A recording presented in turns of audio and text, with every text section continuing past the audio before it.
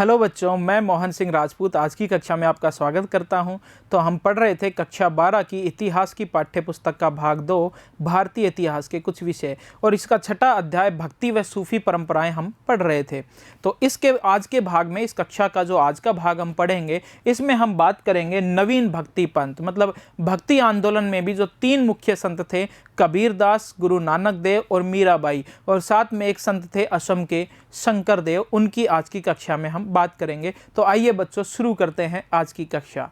तो देखिए, सबसे पहले कि नवीन भक्ति पंथ और उत्तर भारत में संवाद और असहमति। तो नवीन भक्ति पंथ जो भक्ति आंदोलन चल रहा था और उत्तरी भारत में जब वो फैला, तो उत्तरी भारत में उसी समय सूफी आंदोलन भी चल रहा था। तो भक्ति और सूफी आंदोलन के बीच किस तरह संवाद और सहमति और असहमति थी, इस बारे में हम बात करेंगे। और 3 मुख्य संत हैं, कबीरदास, गुरु नानक देव और मीराबाई की बात हम आज की कक्षा में करने वाले हैं। तो देखिए बच्चों, अनेक संत कवियों ने नवीन सामाजिक परिस्थितियां उत्पन्न हो गई थी, इस्लाम धर्म भारत में आ गया था और सूफी आंदोलन फैल रहा था। तो जो नवीन सामाजिक परिस्थिति, विचारों और संस्थाओं के साथ स्पष्ट और सांकेतिक दोनों किस्म के संवाद कायम किए। कुछ ऐसे संत थे जिन्होंने इस्लाम धर्म की चीज़ों या सूफी संतों की चीज़ों को भी अपनाया और हिंदू धर्म से संबंधित भक्ति आंदोलन की चीज़ों को भी अपनाए और संवाद कायम किए। सांकेतिक और स्पष्ट दोनों तरह के किस्म के संवाद उन्होंने स्थापित किए। उन संतों की हम बात करेंगे। इस काल के 3 प्रमुख और प्रभावकारी व्यक्तियों पर दृष्टिपात आज की कक्षा में हम करेंगे। और पहला व्यक्ति है कबीर, दूसरा है गुरु नानक देव और तीसरी है भक्त कवियत्री मीराबाई। तो शुरू करते हैं कबीरदास से। तो देखिए, कबीर का जन्म स्पष्ट नहीं है कि इनका जन्म कब हुआ, कहाँ हुआ, किस समुदाय में हुआ, ये जन्म से हिंदू थे या मुसलमान थे, ये सारी चीज़ें अस्पष्ट हैं कबीरदास के बारे में। तो इनका जन्म लगभग 14वीं और 15वीं शताब्दी के आसपास माना जाता है। इतिहासकारों ने उनके जीवन और काल का अध्ययन उनके काव्य और बाद में लिखी गई जीवनियों के आधार पर किया है। जो इतिहासकार हैं, जो कह रहे हैं कि इनका जन्म 14वीं-15वीं शताब्दी में हुआ, किस समुदाय में हुआ, किस तरह के ये थे, ये सारा जो जानकारी हमें इतिहासकार देते हैं, वो कबीरदास की मृत्यु के लगभग 200 साल बाद इनके अनुयायियों द्वारा जो इनकी जीवनी और अन्य काव्यों का संकलन किया गया, उनके आधार पर हमें ये जानकारी मिलती है। तो कबीरदास के लगभग 200 साल बाद की वो सारी बातें हैं। तो आज भी स्पष्ट नहीं है कि किस समुदाय में पैदा हुए थे और किस समुदाय से इनका संबंध था। यह प्रक्रिया कई वजहों से चुनौतीपूर्ण है। जो बाद की शताब्दियों में लगभग 200 साल बाद जो लिखे गए काव्य कई कारणों से चुनौतीपूर्ण है। तो क्या क्या कारण थे? कबीर की बानी, कबीर के जो उपदेश हैं उनको कबीर बानी कहा जाता है। और आपने अपनी छोटी कक्षा में पढ़े भी होंगे कबीर के दोहे, जैसे बड़ा भया तो क्या भया, जैसे पेड़ खजूर, पंछी को छाया नहीं, फल भी लागे अति दूर। तो इस तरह के बहुत सारे दोहे आपने पढ़े होंगे। और इन सब को, कबीर के उपदेश जो हैं, कबीर के काव्य जो हैं, इनको कहा जाता है कबीर बानी। तो कबीर की बानी 3 विशिष्ट किंतु परस्पर व्याप्त परिपाटियों में संकलित है। 3 विपरीत, मतलब अलग अलग, की कबीर की बानी हमें कहाँ कहाँ मिलती है, वो बात हम कर रहे हैं। तो पहली ये बात है कबीर बीजक। कबीर बीजक नाम से कबीर के जीवन से संबंधित या कबीर के जो उपदेश थे उनका एक संकलन किया गया एक किताब में, और उसको क्या नाम दिया गया? कबीर बीजक। ये कबीर के एक शिष्य थे धर्मदास। कबीर की मृत्यु के बाद उनके शिष्य धर्मदास के द्वारा कबीर बीजक का संकलन किया गया। तो संदेह है क्या इनकी सभी बातें कबीर के द्वारा ही कही हुई है या उनके शिष्यों ने अपनी तरफ से भी कुछ चीज़ें जोड़ दी हैं? तो ये संदेह होता है इसमें थोड़ा। तो देखिए, कबीर बीजक कबीर पंथियों, मतलब कबीर के अनुयायी, कबीर पंथियों द्वारा वाराणसी तथा उत्तर प्रदेश के अन्य स्थानों पर संरक्षित हैं, वहां पर ये संरक्षित हैं। दूसरा है कबीर ग्रंथावली। और कबीर ग्रंथावली का संबंध किससे है? तो कबीर ग्रंथावली का संबंध राजस्थान के दादू पंथियों से है। राजस्थान में भी एक प्रसिद्ध संत हुए दादू दयाल जी, और वो भी कबीर की तरह ही निर्गुण भक्ति धारा के संत थे। और पिछली कक्षा में हमने बात की थी कि निर्गुण भक्ति धारा क्या है और सगुण भक्ति धारा क्या है। तो निर्गुण भक्ति धारा में निराकार ईश्वर की पूजा की जाती है, कर्म कांड में विश्वास नहीं किया जाता, मूर्ति पूजा भी नहीं की जाती, जबकि शैगुण भक्ति धारा में विष्णु भगवान और उसके अवतारों की पूजा की जाती है, मूर्ति पूजा भी होती है और कर्म कांडों में भी विश्वास करते हैं। तो ये जो कबीर जिसके बारे में हम पढ़ रहे हैं और दादू दयाल जो राजस्थान के थे, दोनों कैसे हैं? निर्गुण भक्ति धारा से संबंधित संत हैं। तो जो कबीर ग्रंथावली है इसका संबंध राजस्थान के दादू पंथियों से है, तो वो एक अलग तरह से लिखी गई रचना है। और इसके अतिरिक्त कबीर के कई पद आदि ग्रंथ साहिब में भी संकलित है। सिख धर्म का जो पवित्र ग्रंथ है जिसे गुरु ग्रंथ साहिब या आदि ग्रंथ कहते हैं, तो उसमें भी कबीर के कई सारी जानकारी, कबीर के दोहे उसमें भी शामिल किए गए हैं। तो 3 अलग अलग क्षेत्रों में अलग अलग तरीके से लिखे गए कबीर की रचनाएं हमें मिलती हैं। तो हम ठीक से समझ नहीं पाते कबीर के बारे में। जो इतिहासकारों की जानकारी है आज भी वो संदेह के घेरे में है। लगभग सभी पांडुलिपियों का संकलन कबीर की मृत्यु के बाद में किया गया। कबीर की मृत्यु के लगभग 200 साल बाद इन सब का संकलन किया गया। कबीर की रचनाएं अनेक भाषाओं और बोलियों में मिलती है। कबीर तो शायद बहुत सारी बोली जानते होंगे, तो इसीलिए शायद कबीर की जो रचनाएं हैं वो भी जैसे अलग अलग भाषाओं में मिलेगी। जो गुरु ग्रंथ साहिब में कबीर के दोहे शामिल है वो पंजाबी में है। राजस्थान में जो कबीर ग्रंथावली मिलती है दादू दयाल के अनुयायियों ने जिसे संकलित किया, तो वो राजस्थानी भाषा में मिलेंगे। और दूसरे जो वाराणसी में है वो शायद वहाँ की भाषा में मिलेंगे। तो इनमें से कुछ निर्गुण कवियों की खास बोली संत भाषा में भी है। कबीर की जो अलग अलग भाषा और बोलियों में संकलन है उनमें से कुछ संत भाषा है। और संत भाषा जो मध्यकालीन भक्ति कवि थे उनकी जो भाषा थी उसे संत भाषा कहते थे। कुछ रचनाएं जिन्हें उलटवासी कहते हैं, तो ये ध्यान रखना, उलटवासी का संबंध किस भक्ति संत से है? तो कबीरदास से। कबीरदास की कुछ रचनाएं हैं जिन्हें उलटवासी कहते हैं, मतलब जिनका अर्थ उलट दिया जाता है, उन्हें क्या कहते हैं? उलटवासी। तो देखिए, उल्टी कही गई उक्तियों को क्या कहेंगे? उलटवासी। और इन उलटवासी उक्तियों का संबंध किससे है? कबीरदास से।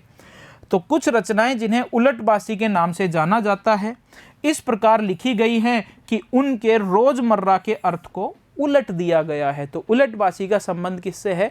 कबीरदास से है। और रोजमर्रा की जिंदगी में उनके अर्थ उलट दिए जाते हैं। जैसे कबीरदास जी किसी को आशीर्वाद दे कि तेरे साथ बहुत बुरा होगा, तो उल्टा होता है उसके साथ बहुत अच्छा होता है। बस इन्हीं उक्तियों को क्या कहते हैं? उलटवासी। और उलटवासी उक्तियों का संबंध किससे है?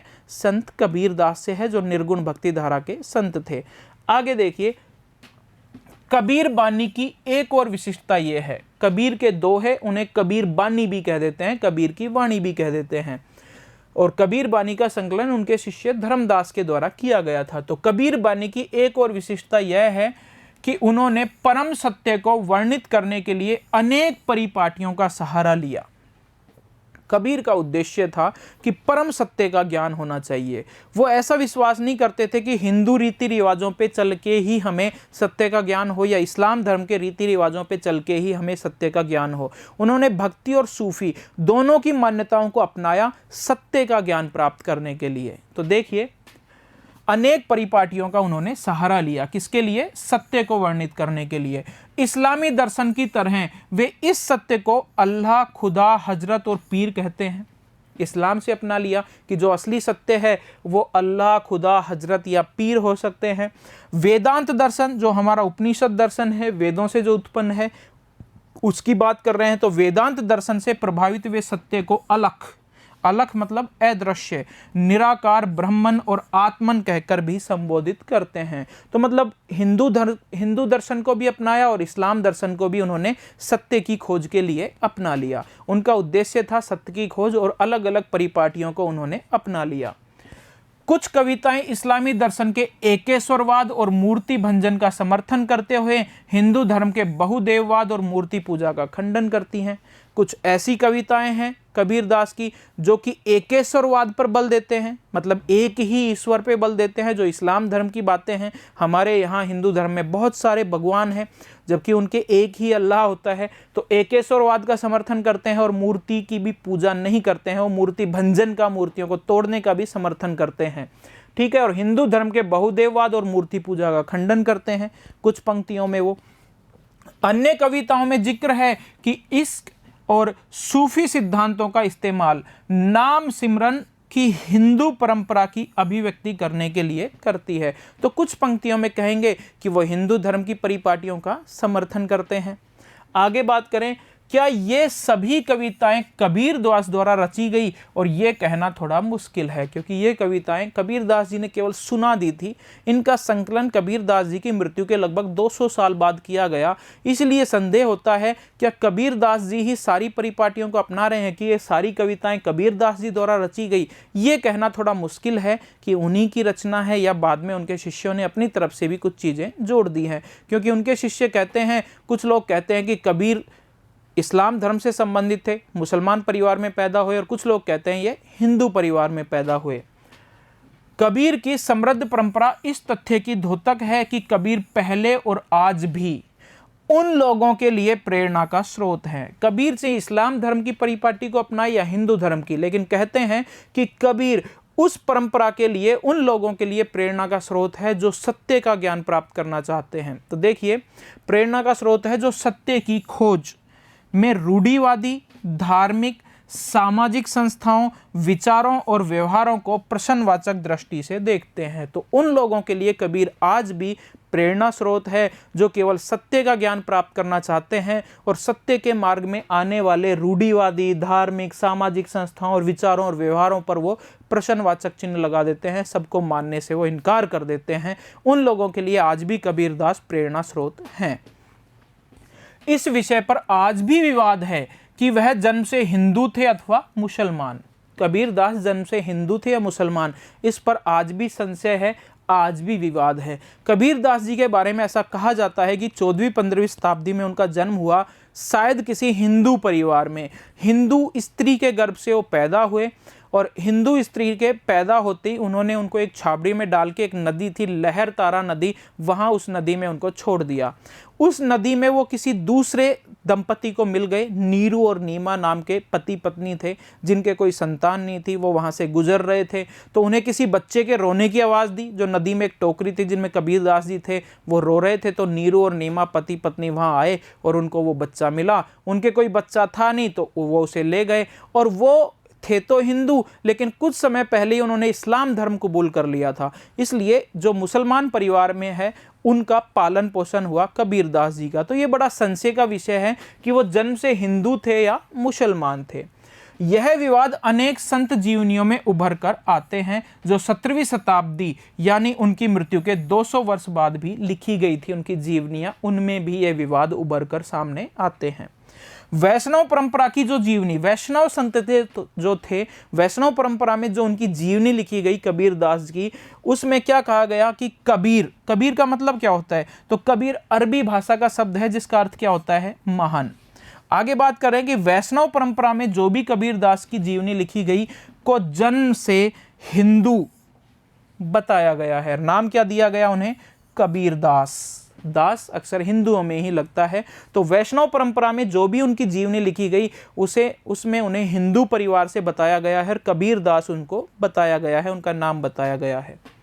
किंतु उनका पालन गरीब मुसलमान परिवार में हुआ जो जुलाहे थे। नीरू और नीमा नाम के जो दंपति थे जिन्होंने इनका पालन पोषण किया, वो इस्लाम धर्म से संबंधित थे, जुलाहे थे, छाबड़ी वगैरह बनाते थे, इस तरह का काम। कुछ समय पहले ही वो इस्लाम धर्म के अनुयायी बन गए थे। कौन? जो जुलाहा दंपति थे जिनका नाम थे नीरू और नीमा, वो कुछ समय पहले ही इस्लाम धर्म उन्होंने अपना लिया था और बाद में वो कबीरदास उन्हें लहर तारा नदी में मिले थे। तो इस तरह ऐसा माना जाता है हिंदू परंपरा, वैष्णव परंपरा में, कि उनका जन्म तो हिंदू परिवार में हुआ और उनका पालन पोषण इस्लाम धर्म के परिवार में हुआ। जुलाहा दंपति जो नीरू नीमा थे उनमें उनका पालन पोषण हुआ। इन जीवनियों में यह भी कहा जाता है कि कबीर को भक्ति मार्ग दिखाने वाले गुरु कौन थे? रामानंद। जो हमारी वैष्णव परंपरा है उनकी जीवनियों में उनको हिंदू परिवार में पैदा होना और मुसलमान परिवार में उनका पालन पोषण होना ऐसा बताया गया है। और साथ ही कबीरदास के गुरु किसको बताया गया है? रामानंद को। अब रामानंद जो है वो 12वीं 13वीं शताब्दी के संत थे और कबीरदास जी 14वीं 15वीं शताब्दी के संत थे।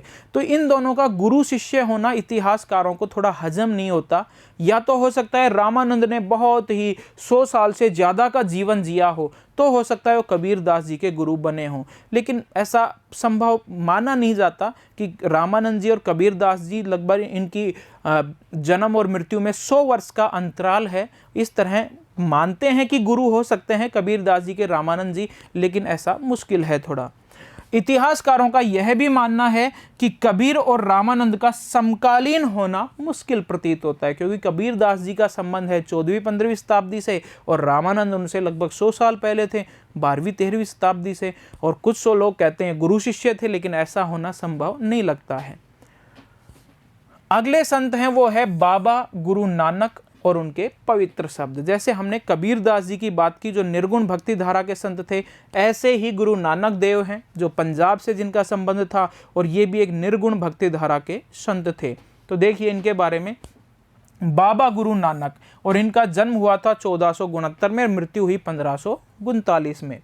इनका जन्म, बाबा गुरु नानक के बारे में बात कर रहे हैं, इनका जन्म हिंदू व्यापारी परिवार में हुआ था और इनका जन्म स्थान कहाँ है? इस्लाम धर्म के धर्मावलंबी पंजाब का ननकाना गांव है जो रावी नदी के पास स्थित था। तो गुरु नानक देव का जन्म हुआ था पंजाब में, और पंजाब में एक जगह थी ननकाना गांव जो रावी नदी के किनारे है, वहाँ पर इनका जन्म हुआ था। बाद में जब भारत और पाकिस्तान का विभाजन हुआ तो जो इनका जन्म स्थान है ननकाना साहब, वो पाकिस्तान की तरफ चला गया, मतलब पाकिस्तान के हिस्से में जो पंजाब गया उसमें इनका जन्म स्थान है ननकाना साहिब। उन्होंने फारसी पढ़ी और लेखाकार के कार्य का प्रशिक्षण प्राप्त किया। मतलब ये जो संत हैं नानक देव ठीक ठाक परिवार में पैदा हुए थे, व्यापारी परिवार था, संपन्न परिवार था और अच्छी शिक्षा इन्होंने प्राप्त की थी, फारसी भाषा पढ़ी थी। उस समय राजकीय कार्य फारसी भाषा में होते थे, तो फारसी भाषा पढ़ी और लेखाकार के रूप में इन्होंने कुछ समय नौकरी भी की। उनका विवाह छोटी आयु में ही हो गया था, किंतु वह अपना अधिक समय सूफी और भक्ति संतों के बीच गुजारते थे। नौकरी भी करते थे, विवाह भी हो गया था, पूरा सांसारिक जीवन चल रहा था, लेकिन अपना ज़्यादातर समय वो किस में बिताते थे? सूफी और भक्ति संतों के साथ बिताते थे। उन्होंने दूर दराज की यात्राएं भी की, पैदल पैदल भारत की उन्होंने यात्राएं भी, कई बार उन्होंने भारत की यात्रा की, यहाँ तक कि वो अल्लाह की खोज में मक्का मदीना की हज यात्रा पे भी गए थे। लेकिन उन्होंने जो खोज उनको थी, जिस चीज़ की खोज उनको थी, वो उन्हें मिला नहीं। उन्होंने निर्गुण भक्ति का प्रचार किया। धर्म के सभी बाह्य आडंबरों, जो तीर्थ यात्रा वगैरह होती है, इन्होंने खूब की, लेकिन वहाँ कुछ नहीं मिला, तो इन सभी बाह्य आडंबरों को इन्होंने छोड़ दिया। इसका मतलब ये क्या है? निर्गुण भक्ति धारा का प्रचार किया। निर्गुण भक्ति धारा के संत थे कबीरदास जी और गुरु नानक देव भी। धर्म के सभी बाह्य आडंबरों को उन्होंने अस्वीकार किया, जैसे यज्ञ, अनुष्ठानिक स्नान, मूर्ति पूजा और कठोर तप, इन सब चीज़ों का इन्होंने अस्वीकार कर दिया था। और ईश्वर प्राप्ति का रास्ता क्या बताया इन्होंने? साथ ही इन्होंने हिंदू और मुसलमानों के धर्म ग्रंथों को भी नकार दिया था। ये हिंदू धर्म और इस्लाम धर्म दोनों को ही इन्होंने नकार दिया था एक तरह से। बाबा गुरु नानक के लिए परम पूर्ण रब का कोई लिंग या आकार नहीं होता, मतलब निराकार ईश्वर या निराकार रब की ये पूजा करते थे, इसीलिए निर्गुण भक्ति धारा के कवि हो गए। तो परम पूर्ण जो रब है उसका कोई लिंग नहीं है, वो स्त्री है या पुरुष पता नहीं, और उसका कोई आकार भी नहीं है। उन्होंने इस रब की उपासना के लिए एक सरल उपाय बताया। सभी कर्मकांड वगैरह उन्होंने छोड़ दिए थे, अस्वीकार कर दिए थे, और इस रब की उपासना के लिए जो सबसे सरल उपाय इन्होंने बताया वह था उनका निरंतर स्मरण व नाम जपना। तो गुरु नानक ने रब की प्राप्ति के लिए सबसे सरल उपाय बताया कि निरंतर उनका नाम जपते रहो और निरंतर उनको अपने जीवन में याद रखो।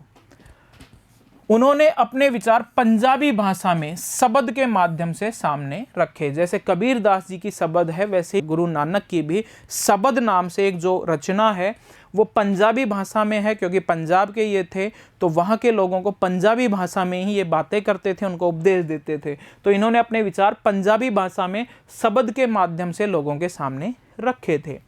बाबा गुरु नानक यह शब्द अलग अलग रागों में गा गा कर लोगों को सुनाते थे, घूमते रहते थे और गा गा कर लोगों को ये अपनी रचनाएं सुनाते थे। उनका एक सेवक था, एक शिष्य हमेशा इनके साथ रहता था, उसका नाम क्या था, मर्दाना। और जब नानक देव बजाते थे तो वो नानक देव गाते थे, तो उनका जो शिष्य है वो रबाब बजाकर उनका साथ देता था। तो फिर से देखें, गुरु नानक देव यह शब्द अलग अलग रागों में गाते थे और उनका सेवक मर्दाना रबाब बजाकर उनका साथ देता था, और दोनों गुरु शिष्य सभी क्षेत्रों में गा गा के अपने उपदेश सुनाते थे लोगों को। अब जो है गुरु नानक देव, इनके एक शिष्य थे। देखो, बाबा गुरु नानक देव ने अपने अनुयायियों को एक समुदाय में संगठित किया। तो एक नहीं, बहुत सारे इनके शिष्य थे और अपने शिष्यों को ना हिंदू ना मुसलमान किसी में भी शामिल नहीं किया और अलग ही समुदाय के रूप में इन्होंने संगठित किया। उन्होंने अपने अनुयायी अंगद, इनका एक शिष्य था, बहुत सारे शिष्य थे जिनमें से एक जो मुख्य शिष्य था गुरु नानक देव का, उसका नाम था अंगद। तो अंगद को अपने बाद गुरु पद पर आसीन किया। मतलब गुरु नानक देव ने अपना उत्तराधिकारी किसे बनाया, गुरु अंगद को, कि मेरी मृत्यु के बाद मेरे पद पर ये आसीन होगा। तो दूसरे गुरु कौन से बने, गुरु अंगद। पहले गुरु कौन थे, गुरु नानक देव। और इस परिपाटी का लगभग पालन 200 वर्षों तक होता रहा। तो इनका जो संप्रदाय है, गुरु नानक देव का जो संप्रदाय है, वो सिख संप्रदाय कहलाया, सिख धर्म कहलाया। और इस सिख धर्म में पहले गुरु कौन हुए, गुरु नानक देव, और उनके बाद दूसरे गुरु कौन बने, गुरु अंगद। और 200 साल तक ये गुरु वाली परंपरा चलती रही। और कुल मिला के कितने गुरु हुए, 10। और 10वें और अंतिम गुरु कौन थे, गुरु गोविंद सिंह। तो 200 सालों तक इस गुरु शिष्य की परंपरा का पालन होता रहा। बाबा गुरु नानक किसी नवीन धर्म की संस्थापना नहीं करना चाहते थे, किंतु उनकी मृत्यु के बाद उनके अनुयायियों ने अपने आचार व्यवहार को सुगठित कर अपने आप को हिंदू और मुसलमान दोनों से पृथक चिन्हित किया। नानक देव नहीं चाहते थे कि मैं कोई नया धर्म बनाऊं, लेकिन जो इनके अनुयायी थे नानक देव के, उन्होंने नानक देव की मृत्यु के बाद अपने आप को हिंदू और मुसलमान दोनों से अलग संगठित किया, और ये क्या कहलाए, सिख कहलाए। आगे देखिए, 5वें गुरु कौन हुए। जैसे पहले गुरु कौन हुए थे, गुरु नानक देव, दूसरे कौन बने, गुरु अंगद, और इस तरह 10 गुरु हुए थे, और 10वें गुरु थे गोविंद सिंह। लेकिन यहाँ पर 5वें गुरु की बात कर रहे हैं। 5वें गुरु थे गुरु अर्जुन देव जी ने बाबा गुरु नानक और उनके 4 उत्तराधिकारियों और साथ में बाबा फरीद, रविदास जिसे रैदास भी कहते हैं, और कबीर की बानी को आदि ग्रंथ साहिब में संकलित किया, और इसको गुरबानी कहा जाता था। तो जो 5वें गुरु थे गुरु अर्जुन देव ने क्या किया कि अपने पहले के जो 4 गुरु थे उन सब के कथनों को, उन सब के ज्ञान या काव्य को, उनके उपदेशों को एक ग्रंथ में संकलित किया। और उसी ग्रंथ में उन्होंने बाबा फरीद जो अजोधन पंजाब में रहते थे, चिश्ती संप्रदाय के संत, उनको भी, उनके उपदेश भी शामिल किए, रविदास के उपदेश भी शामिल किए, कबीर दास के उपदेश भी शामिल किए और एक ग्रंथ में संकलित कर दिए। 4 तो सिख गुरु, अर्जुन देव 5वें थे तो इनसे पहले के 4, और यहाँ बाबा फरीद, रविदास और कबीर, इन सब की वाणियों को एक ग्रंथ में शामिल कर दिया। और इस ग्रंथ को क्या नाम दिया, आदि ग्रंथ साहिब, या फिर इसी को कहा जाता था गुरुबानी कहा जाता था। और इस आदि ग्रंथ साहिब का संकलन कौन से गुरु के द्वारा किया गया, 5वें गुरु, जिनका नाम था गुरु अर्जुन देव। और यहीं पर इन सिख संप्रदाय के लोगों की, जो 5वें गुरु अर्जुन देव था, इनका कुछ विवाद हो गया था मुगल बादशाह जहांगीर के साथ। तो जहांगीर ने लाहौर में इनको फांसी पे लटका दिया था, इनका मृत्यु दंड दिया था। और उसके बाद सिखों और मुगलों के बीच दुश्मनी शुरू हो गई थी, शत्रुता शुरू हो गई थी। 17वीं शताब्दी के उत्तरार्ध में 10वें गुरु, अब 10वें और अंतिम गुरु कौन थे, गुरु गोविंद सिंह जी ने 9वें गुरु तेग बहादुर की रचनाओं को भी इसमें शामिल कर दिया। किसमें, जो आदि ग्रंथ है इसमें, आदि ग्रंथ साहिब में है, इसमें 9वें गुरु तेग बहादुर की रचनाओं को भी शामिल कर दिया गया। किसने शामिल किया, 10वें गुरु गोविंद सिंह ने। और इस ग्रंथ को फिर नाम क्या दिया, गुरु ग्रंथ साहिब। इस तरह से वर्तमान में इसमें 4 वो गुरु, कुछ ये संत हैं, और 9वें गुरु तेग बहादुर की जो रचनाएं हैं इसको इस ग्रंथ में शामिल किया गया, और इस ग्रंथ को नाम क्या दिया, गुरु ग्रंथ साहिब। इनका जो पूजा स्थल होता है सिखों का, गुरुद्वारा, उसमें इसी ग्रंथ की पूजा होती है। और ध्यान रखना 10वें और अंतिम गुरु कौन थे, गुरु गोविंद सिंह। गुरु गोविंद सिंह ने खालसा पंथ का मतलब है पवित्रों की सेना की नींव डाली और उनके 5 प्रतीकों का उन्होंने वर्ण किया। मतलब गुरु अर्जुन देव को जब मुगल बादशाह जहांगीर ने मृत्युदंड दिया था तो उसके बाद सिखों और मुगलों के बीच शत्रुता शुरू हो गई थी और वो लड़ाई झगड़ा लंबे समय तक चलता रहा। जब नवे गुरु तेग बहादुर गुरु की गद्दी पे बैठे, उस समय मुगल बादशाह बने थे औरंगजेब, और औरंगजेब ने गुरु तेग बहादुर को गिरफ्तार करवा के दिल्ली में उनकी गर्दन काट दी थी। मतलब सिख धर्म के नवे गुरु तेग बहादुर की हत्या औरंगजेब के द्वारा करवा दी गई थी। तो जो 10वें गुरु थे गुरु गोविंद सिंह, उन्होंने मुगलों से लगातार जो लड़ाई चल रही थी उस लड़ाई में बराबर की टक्कर लेने के लिए एक पंथ स्थापित किया जिसे कहेंगे खालसा पंथ। ये खालसा पंथ मतलब पवित्रों की सेना। सिखों को एक सैनिक जाति या लड़ाकू जाति में परिवर्तित कर दिया था किसने? 10वें गुरु गोविंद सिंह ने मुगलों से लड़ने के लिए। ठीक है, तो ये जो खालसा पंथ थे, इसमें जो भी शामिल होते थे, इस सेना में जो भी शामिल होते थे, उन्हें 5 चीज़ों का वर्ण करना होता था। 5 चीज़ें हमेशा अपने पास रखनी होती थी। और ये 5 चीज़ें कौन कौन सी थी? बिना कटे केस नहीं काटेंगे, केसों को बांध लेते थे, जट बन जाते थे। कृपाण, हमेशा अपने साथ एक छोटी तलवार कटार रखेंगे जिसे कृपाण कहते हैं। कच्छ और कंगा और लोहे का एक कड़ा हमेशा वो अपने साथ रखेंगे। तो इन 5 चीज़ों को जो रखते थे वो खालसा पंथ कहलाए। और खालसा पंथ का गठन किसने किया था? 10वें गुरु गोविंद सिंह ने। पवित्रों की सेना मतलब सिखों को एक लड़ाकू जाति में उन्होंने परिवर्तित कर दिया था मुगलों से लड़ने के लिए। अब देखो खालसा पंथ की स्थापना की कब थी? तो 13 अप्रैल 1699 में खालसा पंथ की स्थापना गुरु गोविंद सिंह के द्वारा की गई थी। गुरु गोविंद सिंह के नेतृत्व में समुदाय एक सामाजिक, धार्मिक और सैन्य बल के रूप में संगठित होकर सामने आया। तो गुरु गोविंद सिंह के दौरान ही जो सिख लोग हैं वो संगठित हो गए थे और एक सैन्य बल के रूप में वो सामने आए थे। अपने धर्म की रक्षा के लिए वो मुगलों से युद्ध लड़ा था उन्होंने। अगली संत जो है भक्त कवयित्री हैं, उनका नाम है मीराबाई भक्तिमय राजकुमारी। इनकी अब हम बात करेंगे। तो मीराबाई लगभग इनका जन्म हुआ था 15वीं-16वीं शताब्दी में इनका जन्म हुआ था। ये संभवतः भक्ति परंपरा की सबसे सुप्रसिद्ध कवयित्री थी। बाकी पढ़ रहे थे वो संत थे। तो स्त्रियों में बात करें, कवयित्रियों में बात करें तो सबसे प्रसिद्ध नाम किसका आता है? मीराबाई का। मीराबाई मारवाड़ के मेड़ता जिले के एक राजपूत राजकुमारी थी। इनका जन्म मेवाड़ जो क्षेत्र है राजस्थान में, उसके मेड़ता जिले में इनका जन्म हुआ था। राजपूत राजकुमारी थी और इनका विवाह उनकी इच्छा के विरुद्ध किससे कर दिया गया था? मेवाड़ के सिसोदिया कुल से। मेवाड़ में जो सिसोदिया कुल हैं, इनके पति का नाम था राजा भोजराज, उनके साथ कर दिया गया था। मीराबाई बचपन से ही कृष्ण भगवान को ही अपना पति मानती थी, लेकिन बाद में इनका विवाह किससे कर दिया? मेवाड़ राजघराने के एक जो राजकुमार थे भोजराज, उनके साथ इनका विवाह कर दिया गया था। उन्होंने अपने पति की आज्ञा की अवहेलना करते हुए पत्नी और मां के परंपरागत दायित्वों को निभाने से इनकार किया और विष्णु के अवतार कृष्ण को अपना एकमात्र पति इन्होंने स्वीकार किया था। विवाह के बाद इन्होंने पत्नी और मां जैसे जो दायित्व हैं उनको निभाने से मना कर दिया था, क्योंकि वो तो सब कुछ अपना कृष्ण को ही मान चुकी थी, कृष्ण को ही अपने पति के रूप में वो स्वीकार कर चुकी थी। लेकिन जल्दी ही एक युद्ध में इनके जो पति थे भोजराज, उनकी भी मृत्यु हो गई थी और मीराबाई विधवा हो गई थी। फिर पूरी तरह कृष्ण में ही ये रम गई थी और कृष्ण भगवान की भक्ति करने लग गई थी, उसी को अपना पति मान लिया था इन्होंने। वह राजस्थान से निकलकर परिव्राजिका संत बन गई थी। बाद में फिर वो राजस्थान से निकल गई थी क्योंकि कृष्ण भक्त की वो कृष्ण भक्ति में लीन हो गई थी, तो वो वृंदावन गई और बाद में फिर वो गुजरात के द्वारका चली गई थी और द्वारका में ऐसे कहते हैं कि वो भक्ति भाव में नाचती हुई कृष्ण में विलीन हो गई थी।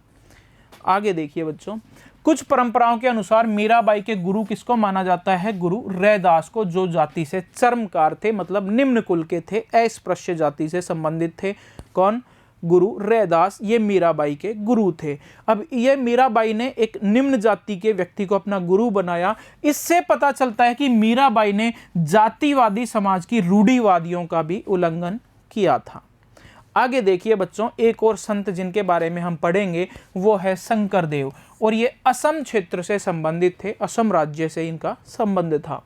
तो 15वीं शताब्दी के उत्तरार्ध में असम में शंकरदेव वैष्णव धर्म के मुख्य प्रचारक के रूप में उभरे। तो भगवान विष्णु के ये पूजा करते थे, विष्णु के अवतार कृष्ण की पूजा करते थे, इसलिए कौन से धर्म से संबंधित हो गए, वैष्णव धर्म के मुख्य प्रचारक के रूप में उभरे। और सीधा बात है कि शंकरदेव का संबंध कहां से था, तो असम से इनका संबंध था।